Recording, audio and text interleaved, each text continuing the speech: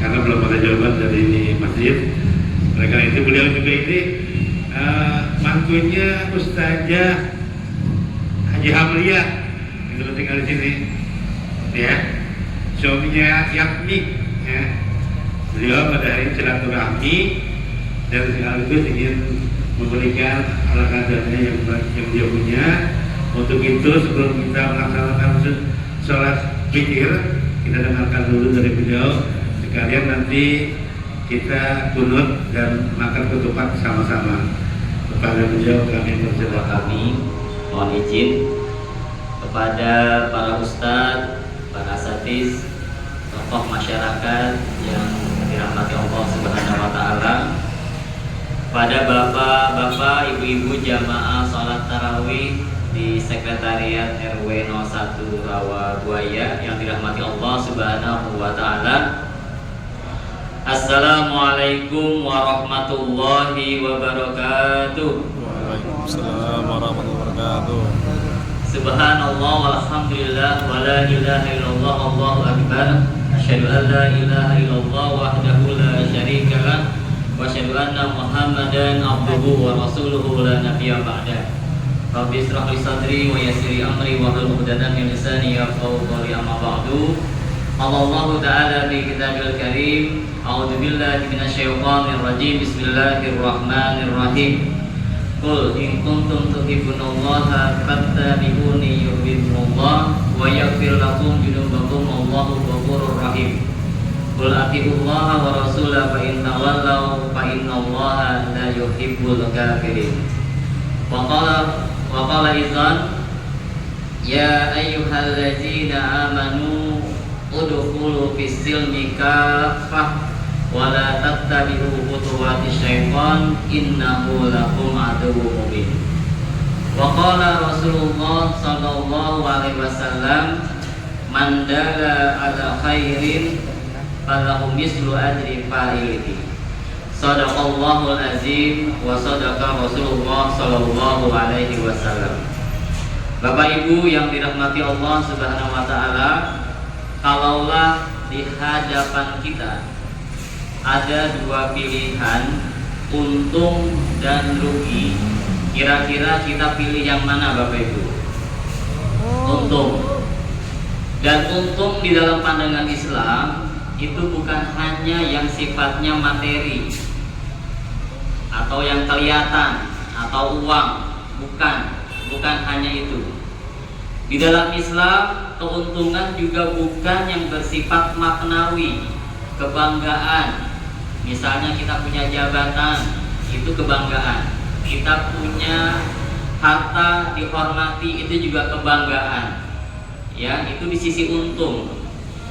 Tetapi dalam pandangan Islam, untung yang sebenarnya itu adalah ketika kita mendapatkan keridhaan Allah Subhanahu wa ta'ala. Itulah yang kita sebut selalu dalam doa-doa kita mengharapkan keberkahan dari Allah Subhanahu wa ta'ala.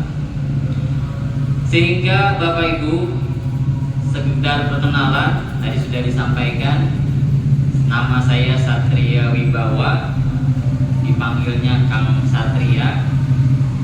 Alhamdulillah pada malam hari ini sudah berjalan 15 malam, termasuk hari ini 16 malam. Mohon doanya melakukan syafari Ramadan dalam rangka apa? Dalam rangka untuk pertama silaturahim. Alhamdulillah saya ucapkan terima kasih kepada pengurus ya, dari sholat tarawih ini untuk memberikan izin kepada saya. Kemudian juga untuk apa? Untuk saling mengingatkan dalam kebaikan dan juga dalam kesabaran. Bapak Ibu yang dirahmati Allah Subhanahu wa taala, tidak ada kata yang paling layak kita haturkan pada malam hari ini, yaitu adalah kalimat alhamdulillahirabbil alamin. Dan kalimat ini bukan tanpa alasan Bapak Ibu. Kenapa?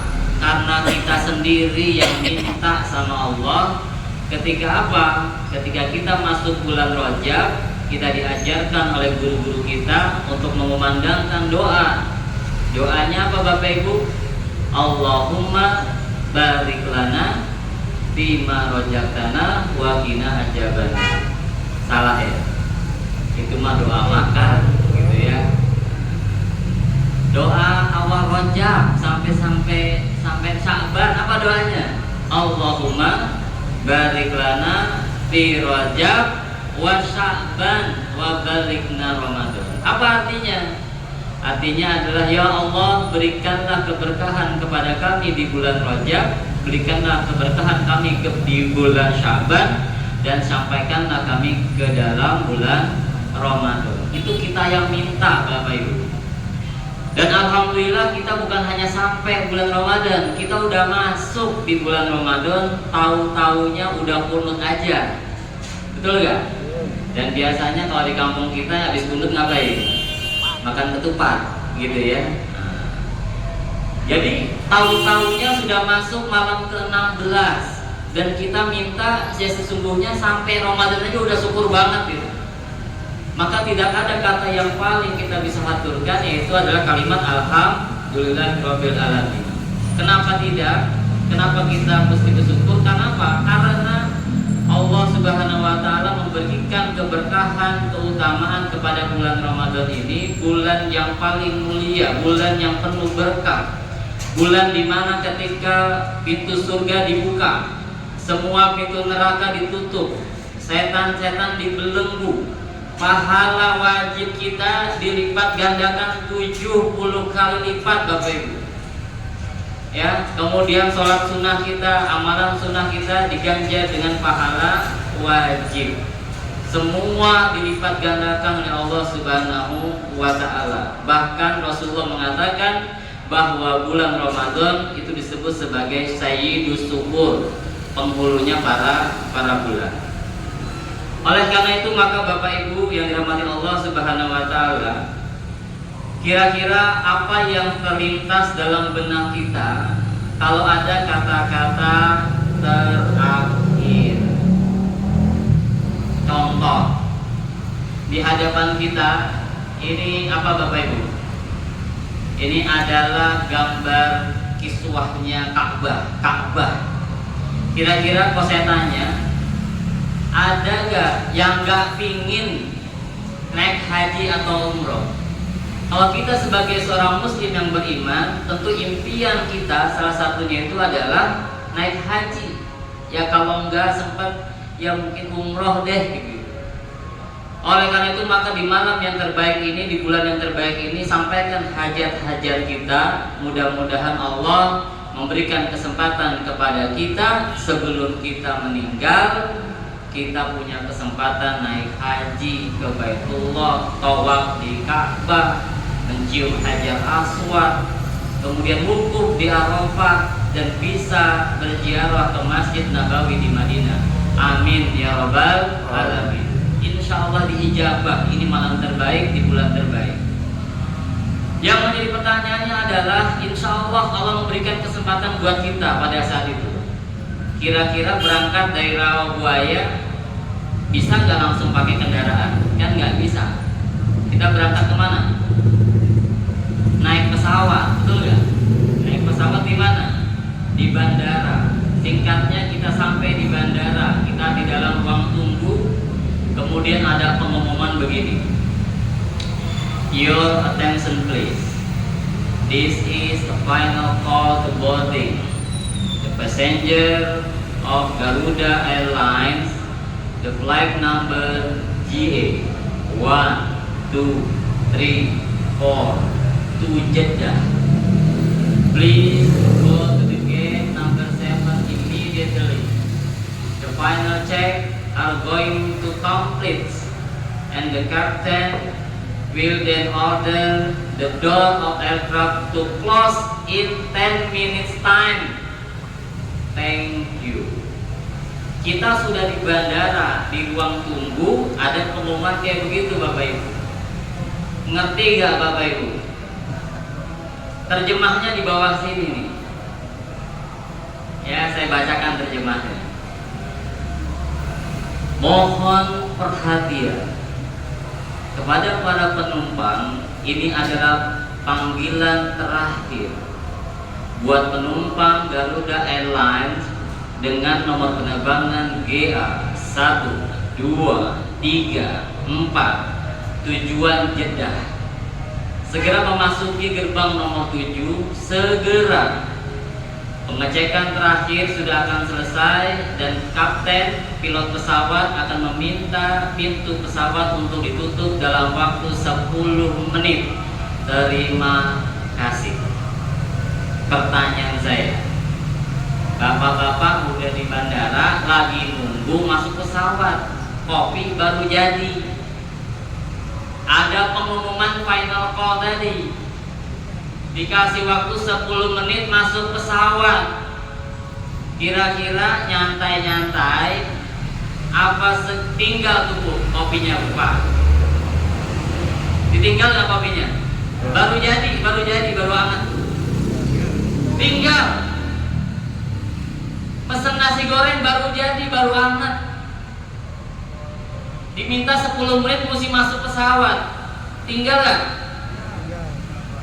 Dibungkus aja, nggak boleh masalahnya di pesawat, nggak boleh dibungkus, ditinggal.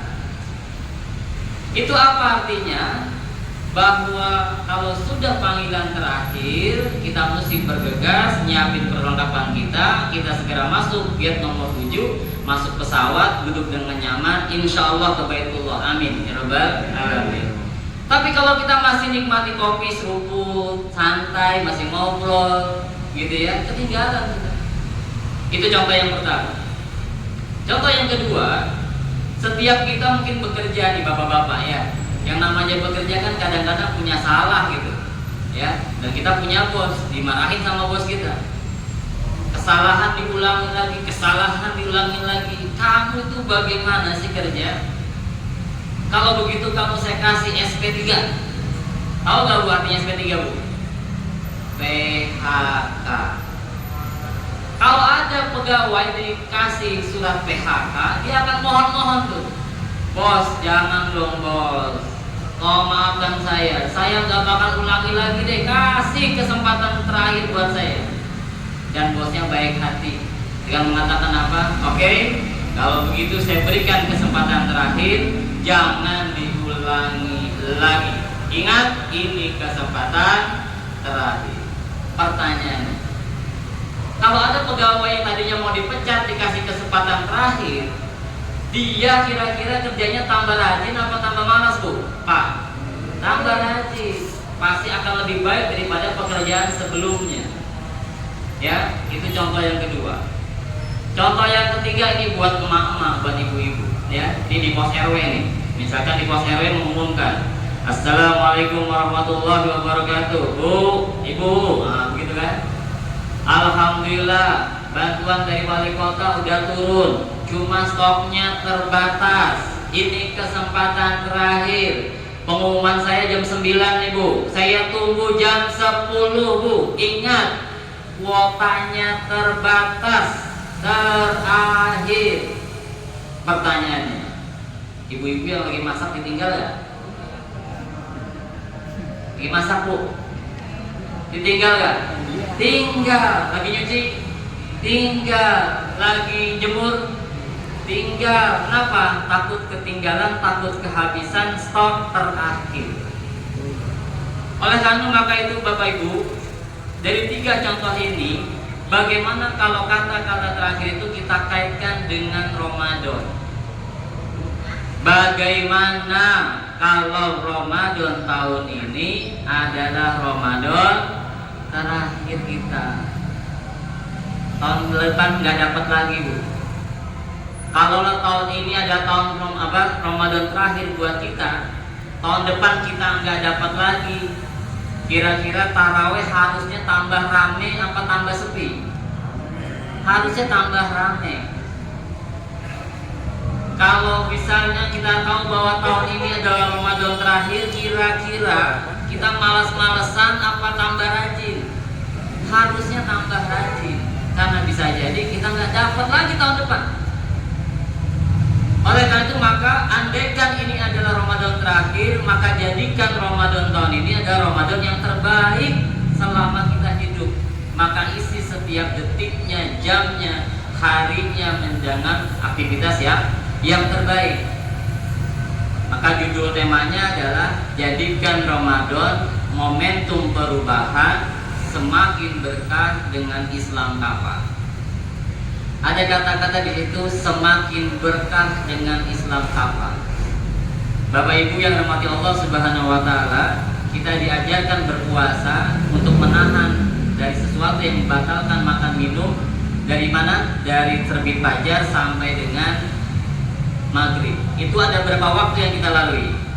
3, betul ya? Pagi, siang, sore. Pertanyaannya, kalau ada orang puasa, dia dari jam 5 subuh sampai jam 11 doang, kira-kira diterima gak puasanya? Enggak. Tapi kan saya sudah nahan 5 jam. No dalam pandangan Islam. Bagaimana kalau ada yang puasa dari jam 11 sampai jam 2 aja, 3 jam, siang-siang tuh 3 jam, diterima gak? Enggak, no dalam sisi pandangan Allah. Bagaimana kalau puasanya jam 2 sampai jam 6 aja, 4 jam?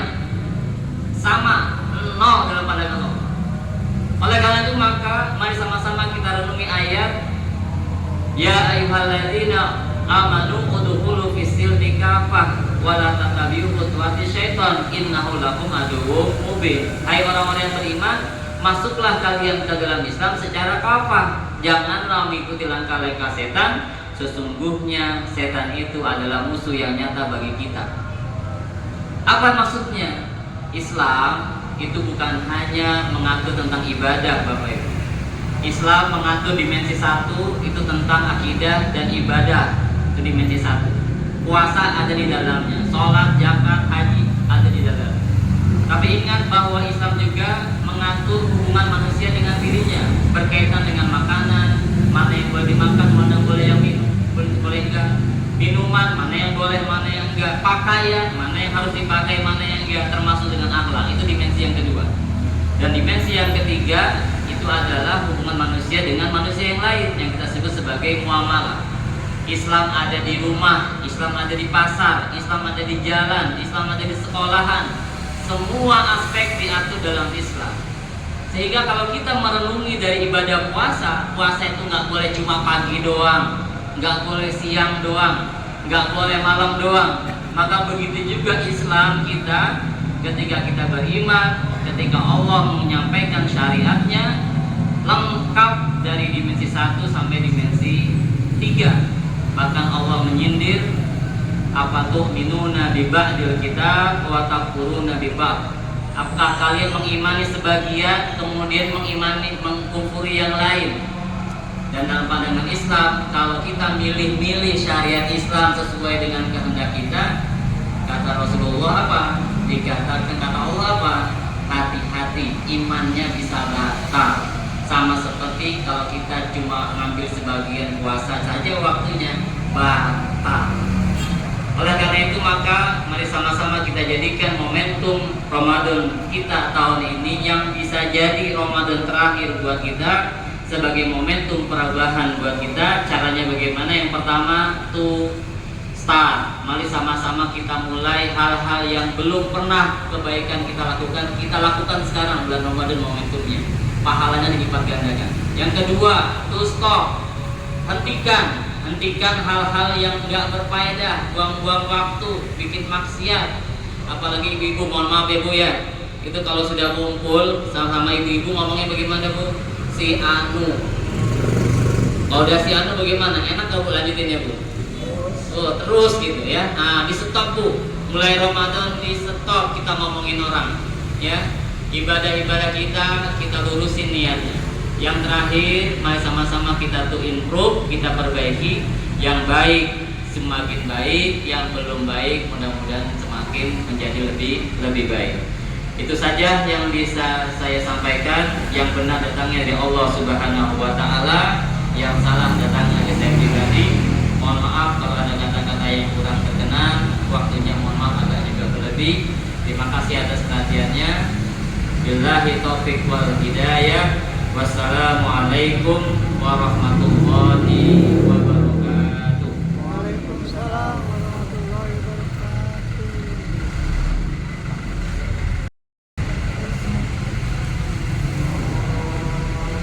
As-salatu الرجال